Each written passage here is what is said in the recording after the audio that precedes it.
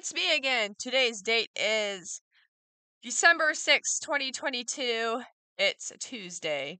And normally you would see me in my classroom and I'd be very chipper and in a bird suit. It's early here and I wound up staying up late, very late last night.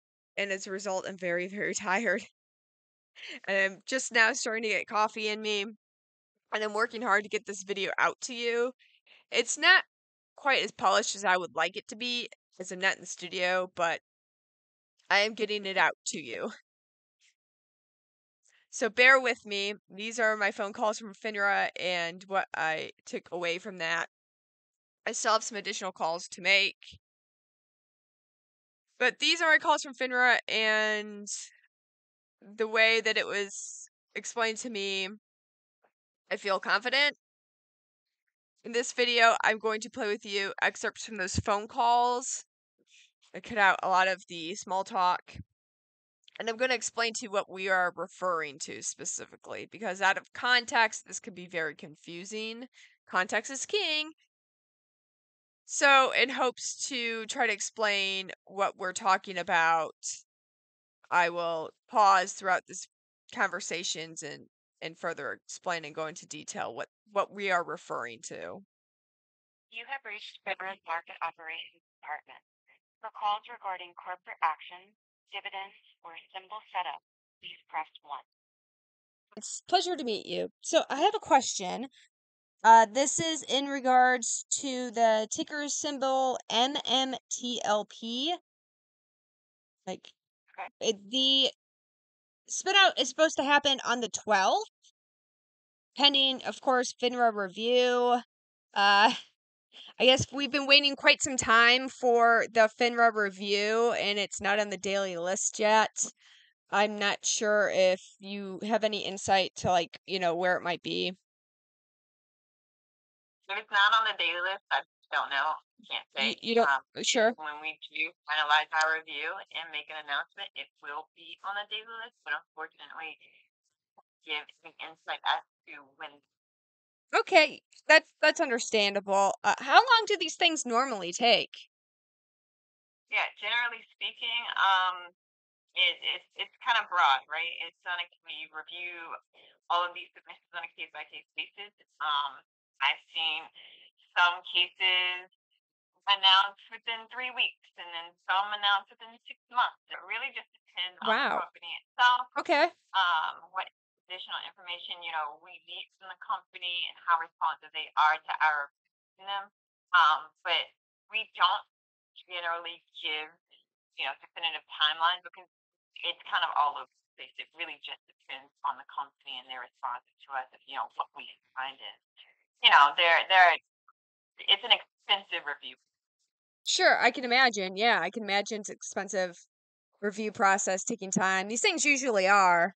If the SEC were to approve the spinout and it's been approved by the SEC, the prospectus came out the day before Thanksgiving. I'm not sure, and like you gave a really good average timeline. Like you said, some take 3 weeks, some take 6 months. About how far do you know timeline wise, on average, from like when the SEC approves a spinout to the FINRA? Would that still be the 3 weeks, or would that be Yeah, I don't have information on that sort of statistic.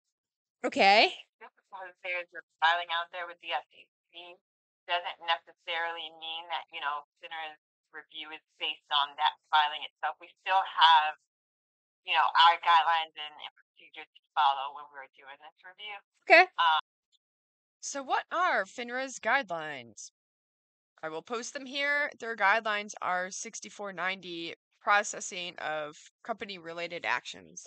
She'll talk about 10b-17 in this, which basically states that the requesting party needs to submit the FINRA action to the department at least 10 calendar days prior to the effective date of the company action.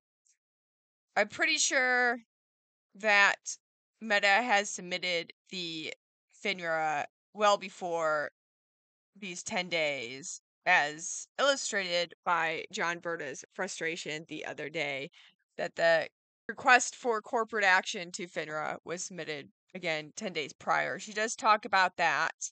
One thing that can affect this, judging by the evidence we have elsewhere, I'm pretty sure that this was filed. Also, the current legal team handling this in Meta is pretty experienced in this regard, and I would like to believe that they had filed the corporate action well before the 10 days of the event. If you think 10 days before the actual event takes place, and she said it could take sometimes 3 weeks, right? But then we go on. We actually go on to discuss like tighter timelines.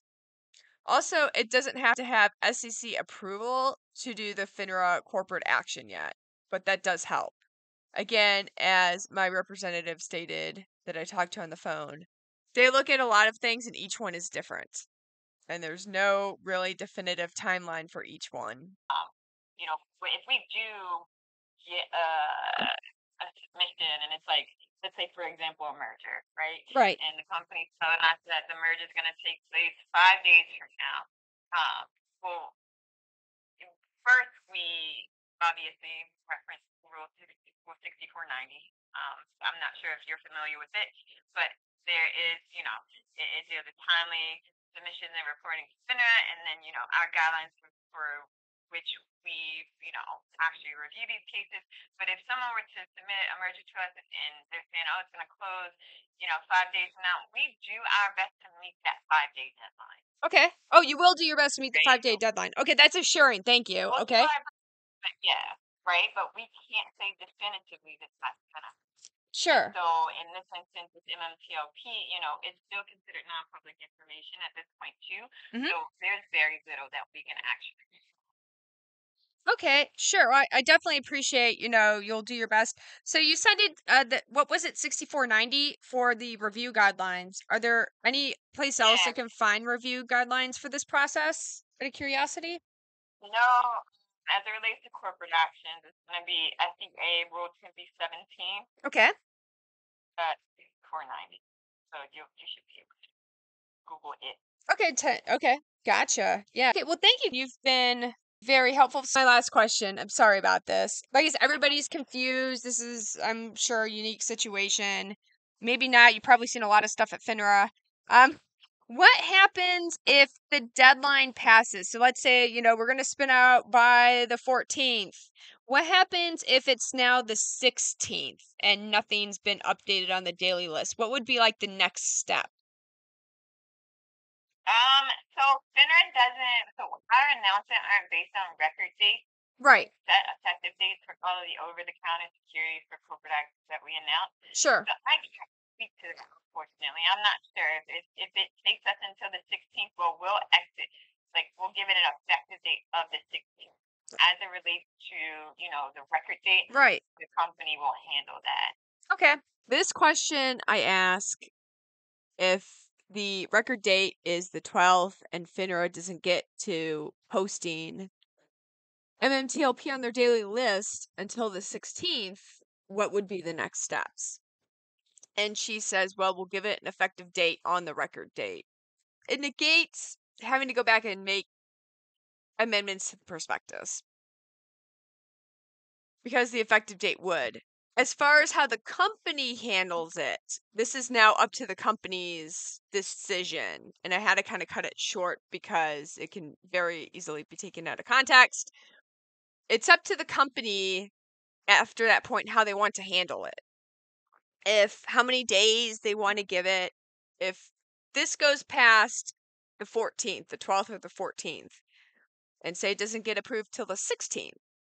Again, FINRA will retrofit their effective date, and you can look in other FINRA filings when things are posted on the daily list after the record date has passed. They retrofit it as the effective date, and then it's up to the company for the next steps.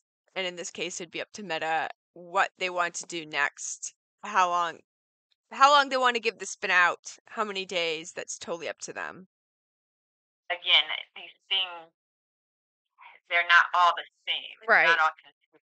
And, there's a number of things that are involved in the review. So, unfortunately, I can't say definitively again, but I mean, we are aware of the corporate action, and it is under review, and we are doing our best to ensure that, our announcement is fair to, and is investor. Okay, all right. A lot of people, are sort of feeling that the whole investor protection might be a bit unscrupulous because we've been waiting for this for quite some time, and it seems like bureaucratic things have been boggling this down, like SEC and FINRA, and everybody is like, okay, fair for who? Who's, we're waiting here, and stock Yep, prices get we've got that concern a lot. sure. Okay, all Yeah, right, yeah. we completely understand. I mean, we're working on it, and it it's here and it's under review.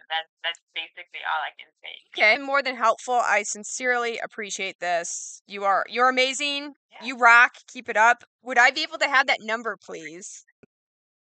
And if you didn't get that, it's here and under review. It's currently under review, here and under review. I'm hoping it'll be posted very soon on the FINRA daily list. Let's go to call number 2. This one, unfortunately, I did not get recorded due to some difficulties. But in this call, we did review more in depth the 6490 rule. And the representative I talked with at FINRA for 6490, we went over the concern that John Berta posted, which was in the deficiency determination number 5, if there is significant uncertainty in the settlement and clearance process for the security. Upon talking with the representative, this does not actually refer to if the security is over leveraged and there's many short positions or naked shorts out there. This is not what this passage is referring to. What the settlement and clearance process for the security means is how the shares transfer from one place to the next. How the shares are going to transfer basically from MMTLP to NextBridge, and in this process, MMTLP will be canceled, and you will be given new shares in NextBridge. Essentially, that's how it's going to transfer. AST is the clearing agent, and they are handling the transfer. Last time I spoke with AST, of course, they told me that it would be mostly automatic and that I would not have to do anything. They would handle it. Okay, I spoke with Ivan at AST. So this part number 5 doesn't have to deal with if shorts can cover their position. It states how the shares are moved from MMTLP to NextBridge, and there is a process for that. It's a pretty straightforward process. Is it simpler or complex? I don't know, but it is straightforward and outlined in the S1, definitely, how the shares will be settled and the clearance process for the shares will happen. That is certainly outlined in the S1. We went over that. That, I hope, quells a lot of uncertainty and doubt out there about, oh, FINRA can stop this if the shorts can't cover, FINRA can delay it. This has nothing to do with that. So that was like one of the big key takeaway points of my second conversation on the phone. And again, I apologize for not getting that done. Hopefully I can get some other additional conversations recorded in the future. I had to do this, I had to put my phone on speakerphone and just hold it to the microphone. Okay, guys, that's it for today. That's my call from FINRA. Basically, the key takeaway from this is that they currently have it in for review. What part of that review process I wasn't given information about. They will work as hard as they can to get it done by the effective date. If, for any chance, that the review can't get done and it can't get posted until the daily list and the DTCC letter can't come out until post record date for MMTLP, the effective date will be retrofitted to the record date, so no amendments have to be made.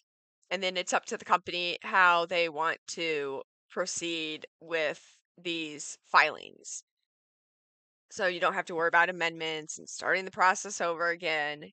It's up to the company to determine how they proceed next and how long they want to give this. How long do they want it to continue trading until it ceases to be? And I think it'd be more on the quicker side than the longer side at this point to wrap it up by 2022. The next point is that the 6490 is the guideline for this particular process. And then the one passage that seemed to have a lot of people up in arms on Saturday doesn't have anything to do with if shorts can cover their positions or not. It more or less refers to how the shares are moved from MMTLP to NextBridge. That process is very well defined within the S1, the corporate guidelines. So it shouldn't be too much of a problem with FINRA. Again, FINRA is working on this. And with my next calls, I'm, I'll be trying to get some more information in my next calls. I do have some more calls to make on this, but I hope that kind of eases you to help me out. These two people gave me as much information as they possibly could, probably a bit more. And a little nicety to these people can go a long way. It's not necessarily their fault that this is taking so long. They just work there. But being nice to them. How are you? How's the weather? Please, thank you. You could say, I work in customer service. Look, I know you get some nasty calls all day. You can relate to them. A little nicety goes a long way. That's it for today. Again, I apologize for not being a bird. I'm very tired. Possibly the next caller in the next video, I'll bird up again. I will see you soon. Goodbye.